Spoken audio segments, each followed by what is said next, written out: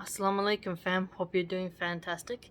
We are continuing our reading of Nietzsche, Friedrich Nietzsche. He is super spicy. Let's begin.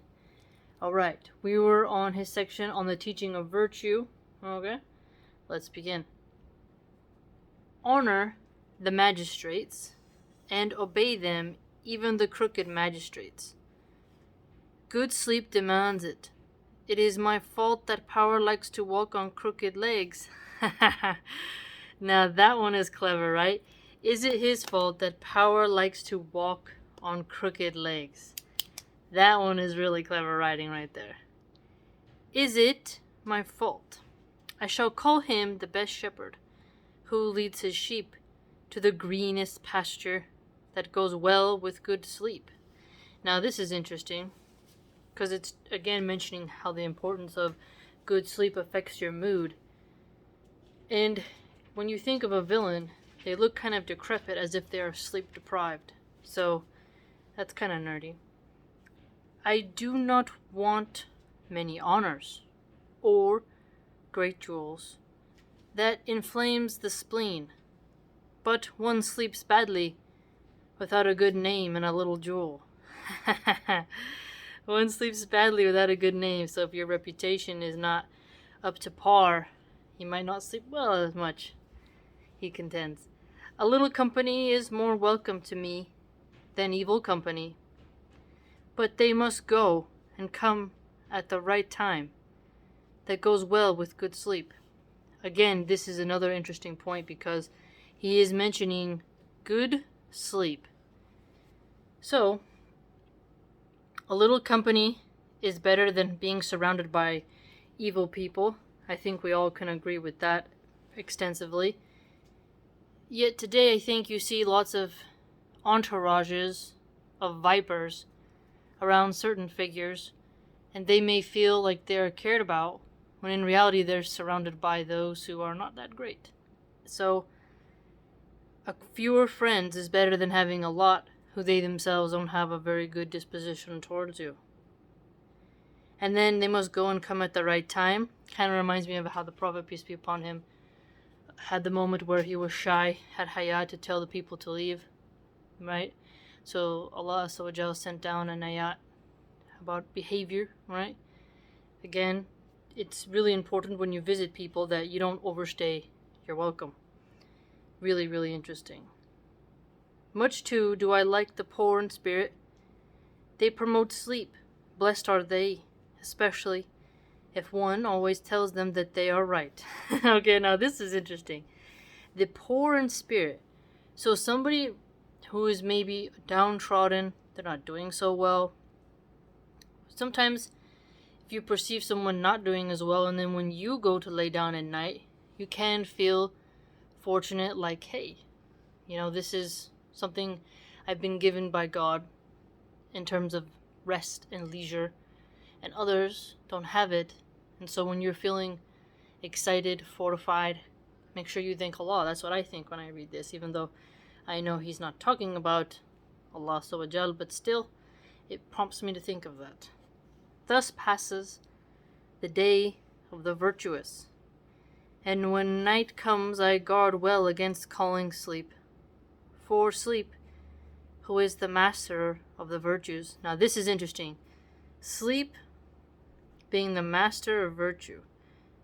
This also reminds me of how it says in our faith that the night is a sort of blanket for you.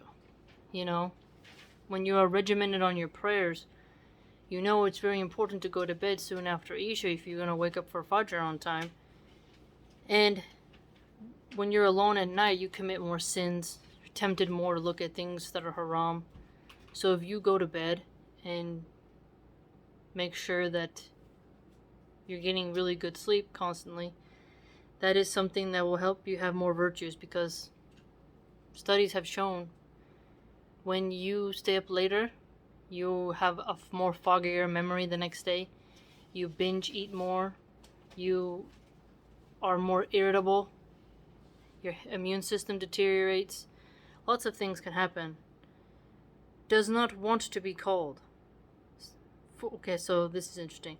For sleep, who is the master of the virtues, does not want to be called. Instead, I think about what I have done and thought during the day. So lots of introspection here. You think about what you've done and thought during the day. So action and thought. What did I think about today? What did I do today? Now that takes it a step further, because many of us might just think about, well, I did this today. But do we repeat our thoughts throughout the day? What did you think about in the morning? What did you think about in the evening? Deep introspection allows you to process your emotions and to be well guarded against, lies and misplaced memories. Chewing the cud, I ask myself, patient as a cow. Now this is interesting how he gave a cool example. Chewing the cud is when a cow, they have to break down their food, so they keep chewing for a while, especially those thick, fibery grasses. So it takes the cow a lot of patience to do that. So when he says patient as a cow chewing cud. So sometimes when you are thinking to yourself, you have a sense of, you know how you move your jaw and thinking, right? Process that before you swallow it down. It's kind of an interesting metaphor.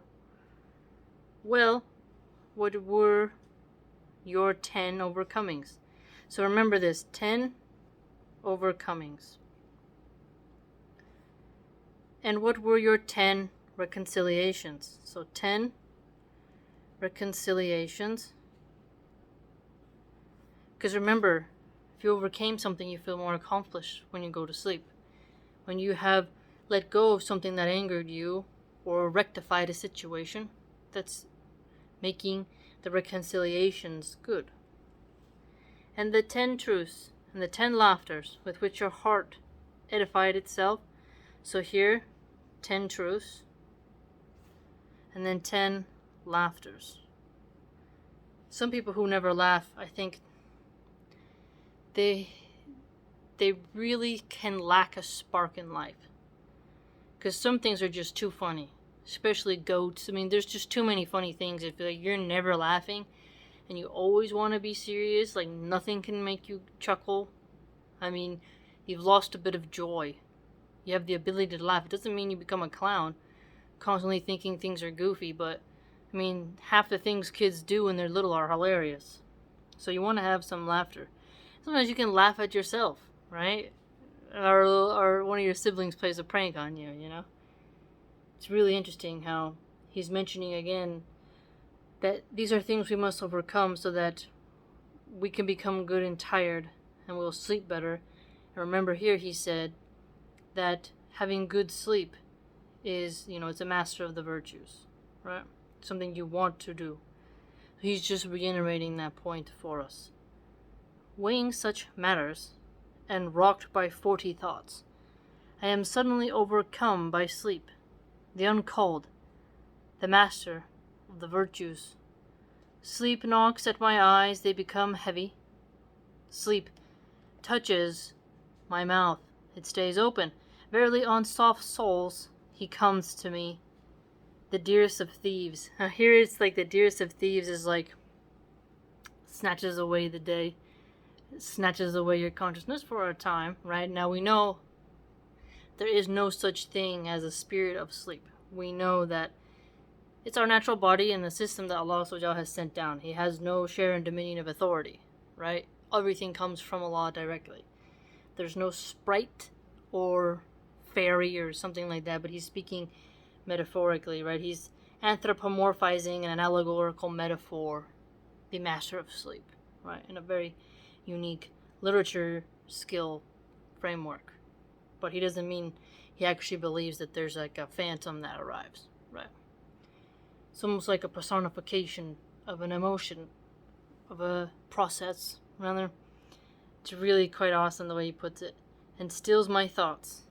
Well, how does he steal your thoughts? Because when you go to sleep, you can't think. Now you're in the dream state, right? It's different. He has a shifting. Stupid I stand like this chair here, but not for long do I stand like this. Soon I lie. So here, he went through the whole process, right? So I do not want many honors, he said, or great jewels, that inflames the spleen, but one who sleeps badly without a good name and a little jewel. So what you get here is the pressure of many honors and wealth. When you have all that stuff that you have to guard, your reputation and your finances, you got a lot more enemies around you, which goes back to the point of how he mentioned crooked legs, right? Crooked magistrates. Honor the magistrates. So the magistrates often have lots of titles and wealth, right? And some of them look very like decrepit, like goblins. Like they're just up all night rubbing their fingers together over their wealth, and eating strange things and being weirdos. They're almost in a different realm. So when he mentions here poor in spirit, he's talking about the more humble salt of the earth people. They're not so upon a pedestal like the magistrates.